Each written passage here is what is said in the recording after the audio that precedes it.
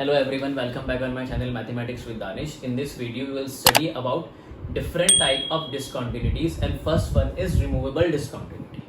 ठीक है, मैंने अपनी लास्ट वीडियो में मैं आपको बता चुका हूँ कि कोई भी फंक्शन आपका कॉन्टिन्यूस कब होता है, जब उस फंक्शन की लिमिट एग्जिस्ट करती है, लिमिट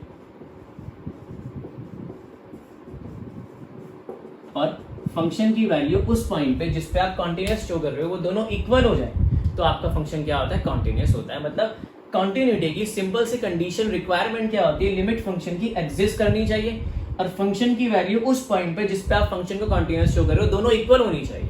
लेकिन अगर मैं यहाँ बात करता हूँ जिसकी fx is equal to x cube minus one upon x minus one की, ठीक है, मैंने यहाँ पे x को 1 प्रोवाइड किया तो 1 प्रोवाइड करने पे ये किस फॉर्म में हो रहा है, 1 minus one upon 1 minus one is equal to 0/0 की फॉर्म में. वो तो अनडिफाइंड फॉर्म होती है.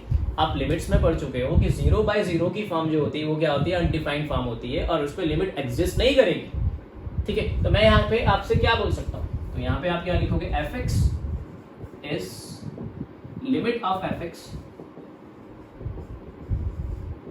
Is not defined at x is equal to 1. जब फंक्शन की लिमिट ही डिफाइन नहीं है तो उसकी लिमिट एग्जिस्ट नहीं करेगी. लिमिट एग्जिस्ट नहीं करेगी तो वो किसके इक्वल नहीं आएगा, फंक्शन की वैल्यू किस पे, 1 पे. तो आपका फंक्शन ये क्या हो गया, डिसकंटिन्यूअस हो गया. ठीक है, और अगर मैं इसका डोमेन लिखता हूं जिसका फंक्शन f का, तो डोमेन ऑफ f कितना हो जाएगा, ऑल रियल नंबर्स एक्सेप्ट 1. ठीक है, तो हम क्या लिखेंगे, therefore fx is discontinuous at x is equal to 1 for now. लेकिन अगर मैं इस फंक्शन को दोबारा से उठाता हूं, fx is equal to x cube minus one upon x minus one, और मैं इसके न्यूमरेटर को क्या कर लेता हूं, फैक्टराइज कर लेता हूं. So this can be written as x minus one x square plus x plus one upon x minus one. ठीक है, ये x माइनस वन से आपका x माइनस वन कैंसिल हो गया और fx की वैल्यू कितनी आ गई, x square plus x plus one. ठीक है, अब मैं बात करता हूं वापस इस पे, जो फंक्शन आपको x cube minus one upon x minus one की फॉर्म में दिया था जिसकी लिमिट 1 पे एग्जिस्ट नहीं कर रही थी ड्यू टू 0/0 फॉर्म, उस फंक्शन को मैंने सिंप्लीफाई किया, सिंप्लीफाई करके एक न्यू फॉर्म में लिख लिया. तो ये फंक्शन आपका क्लियरली 1 पे डिफाइन है. ठीक है, clearly fx is defined at x is equal to 1 और 1 पे डिफाइन है तो उसकी लिमिट भी एग्जिस्ट करेगी किसके ऊपर, 1 के ऊपर. तो फंक्शन की वैल्यू 1 पे कितनी आ गई, value of 1, value of function at 1 is 1 plus 1 plus 1 is equal to 3.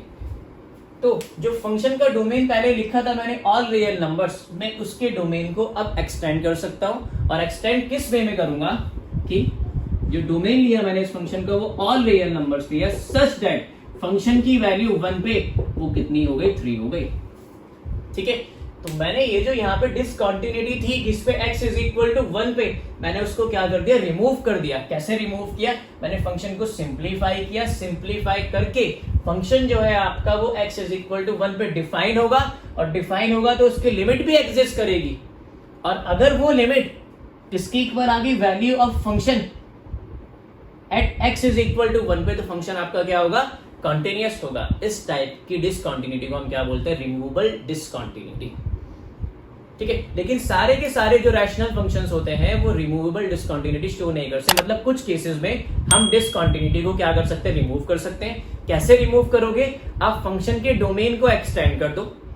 ठीक है, जिस पर वो डिफाइन नहीं है उस वैल्यू पे फंक्शन को आप दोबारा से रीडिफाइन करो. जैसे मैंने x इज इक्वल टू 1 पे फंक्शन दिया था x cube minus one upon x minus one, मैंने उसे रीडिफाइन किया.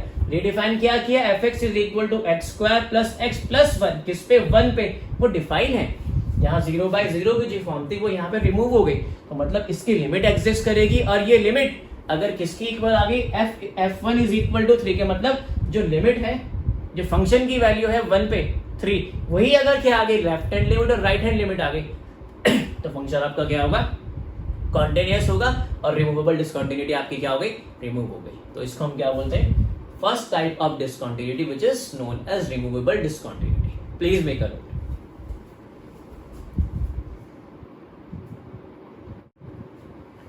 तो मैंने फंक्शन को रीडिफाइन किया किस पे, x इज इक्वल टू 1 पे, उसके डोमेन को एक्सटेंड कर लिया क्या, ऑल रियल नंबर्स, और फंक्शन की वैल्यू 1 पे कितनी निकाल दी अभी 3।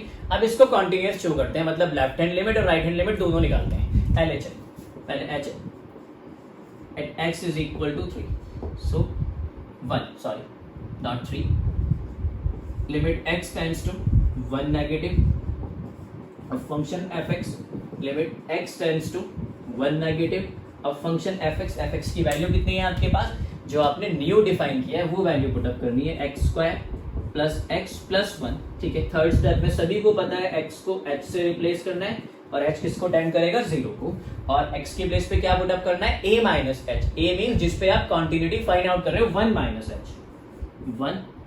Minus h of whole square plus 1 minus h and plus 1। ठीक है, अब आप h को 0 पुट अप कर सकते हो, so it will be 1 of whole square plus 1 is equal to 3।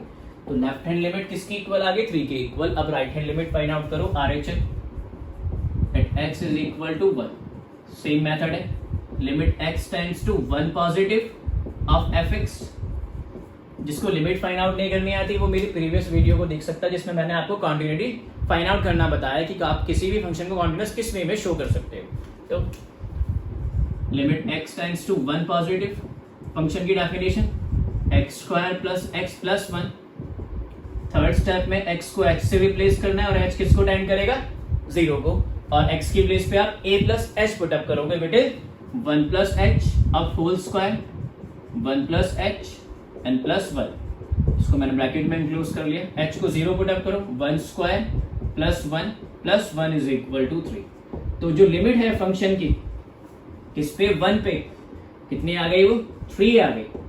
ठीक है, और फंक्शन की वैल्यू 1 पे वो भी कितनी है 3। तो आपने एक चीज ऑब्जर्व की, जो थोड़ी देर पहले आपका फंक्शन x पे नॉट डिफाइंड था, जिसकी लिमिट भी एग्जिस्ट नहीं कर रही थी, मैंने वहां से डिसकंटिन्यूटी को रिमूव किया, और डिसकंटिन्यूटी रिमूव करने पे मैंने सेम फंक्शन को 1 पे क्या शो करके दिखाया, कॉन्टिन्यूअस शो करके दिखाया, क्योंकि limit of a function at x tends to 1 पे कितना है 3, जो किसके इक्वल है, वैल्यू ऑफ फंक्शन एट 1 पे। तो आपका फंक्शन क्या हो गया, कॉन्टिन्यूअस हो गया। तो इस वे में हम रिमूवेबल डिसकंटिन्यूटी के क्वेश्चन सॉल्व कर सकते हैं, जिसमें आप रैशनल फंक्शन में डिसकंटिन्यूटी रिमूव करते हो, क्या करके, डोमेन को एक्सटेंड करके, और फंक्शन की वैल्यू दोबारा से रीडिफाइन करना उस पॉइंट पे जिस पे वो डिफाइन नहीं है या उसकी लिमिट एग्जिस्ट नहीं करती है। This is all about removable discontinuity.